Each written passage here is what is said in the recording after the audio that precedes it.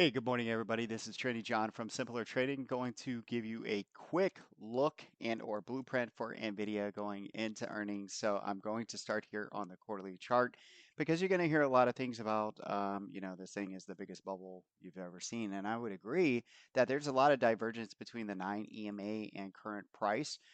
Which is right here. And we can see by studying any stock, honestly, throughout time, that at some point price likes to pull back to the 9 EMA. Now on this quarterly chart, that 9 EMA is approximately around 530 in this area. Okay, and again, current price is at 925. So you can imagine that is a really big drawdown, and it would take some time for that to happen.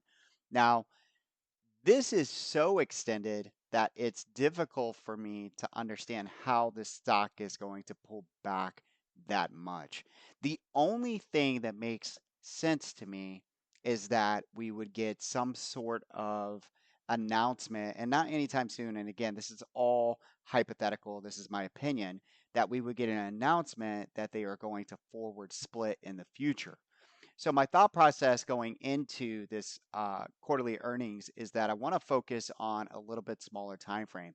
Now, this is the blueprint that we've been using here in the room, and you can see it worked really well. Matter of fact, on Friday on that pullback, we came back to the imbalance. We had a little bit of support here that continued to work over and over and over. That support broke down, but I can't make this up. It came right into the imbalance level that I gave you at 918 by 910. We got a really nice push back up there. Looking at it from a 4 hour perspective, I noticed a couple things.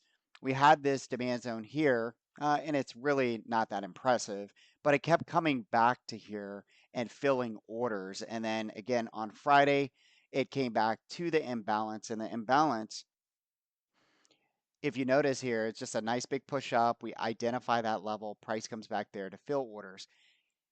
The levels that I'm concentrating going are concentrated on going into earnings is right here. So my idea is if we have a great earnings and we surprise a lot of traders who think that Nvidia has to come back because they're looking at the higher time frames and the fact that it's moved up so much. If we surprise them, I think we can hit upwards around 1020. Now that's not really that big of a move from here. That's only about $100.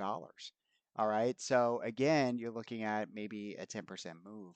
To the downside, I want to look at just a little bit higher of a time frame and see if we can find some divergence or some demand here.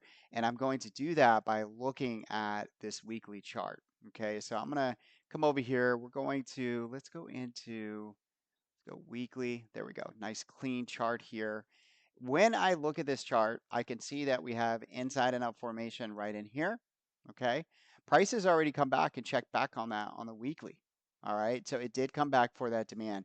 I believe this zone will hold no matter what. I would not expect price to drop below 745. This is where, if anything happens, I would be looking for buyers to show up in here. Again, we're building and creating a really nice base here.